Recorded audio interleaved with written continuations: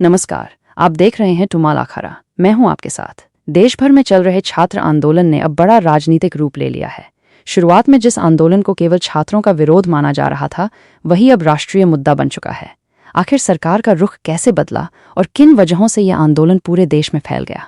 आइए जानते हैं पूरी कहानी। शुरुआत में क्या हुआ? ये आंदोलन पहले केवल परीक्षा व्यवस्था और पेपर लीक जैसे मुद्दों को लेकर शुरू हुआ था।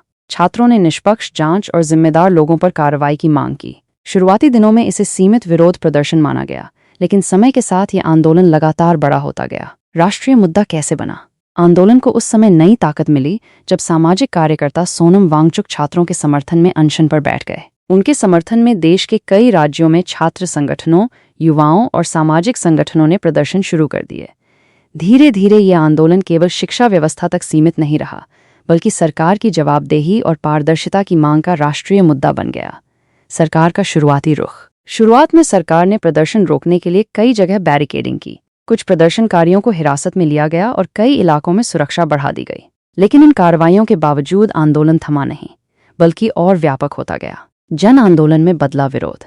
जैसे जैसे विपक्षी दल, छात्र संगठन, सामाजिक कार्यकर्ता और अन्य समूह आंदोलन के समर्थन में सामने आए, ये विरोध प्रदर्शन जन आंदोलन का रूप लेने लगा। सोशल मीडिया के जरिए भी इस आंदोलन को देश भर में व्यापक समर्थन मिला और लगातार नए लोग इससे जुड़ते गए। 20 जुलाई का संसद मार्च। 20 जुलाई को संसद मार्च के दौरान प्रदर्शनकारियों और पुलिस के बीच तनाव और झड़प की घटनाएं सामने आईं। कई प्रदर्शनकारी और बड़ी संख्या में पुलिसकर्मी घायल हुए। इसके बाद आंदोलन और भी चर्चा का विषय बन गया तथा सरकार पर बातचीत का दबाव बढ़ा। विपक्ष के प्रदर्शन से बढ़ा दबाव। इसके बाद विपक्षी दलों ने भी संसद और संसद परिसर के बाहर इस मुद्दे को जोर शोर से उठाया। राहुल गांधी समेत कई विपक्षी नेताओं ने सरकार से जवाब मांगा और संसद में इस मुद्दे पर चर्चा की मांग की। इससे सरकार पर राजनीतिक दबाव और बढ़ गया। सरकार का बदला रुख। लगातार बढ़ते जनदबाव और देश भर में फैलते आंदोलन के बीच केंद्र सरकार ने आंदोलन के प्रतिनिधियों से बातचीत शुरू की। सरकार ने उनकी मांगों पर विचार करने के लिए समय मांगा और शांतिपूर्ण प्रदर्शनकारियों के खिलाफ कार्रवाई न करने सहित कुछ आश्वासन भी दिए। हालांकि आंदोलनकारी अपनी प्रमुख मांगों पर अब भी कायम हैं।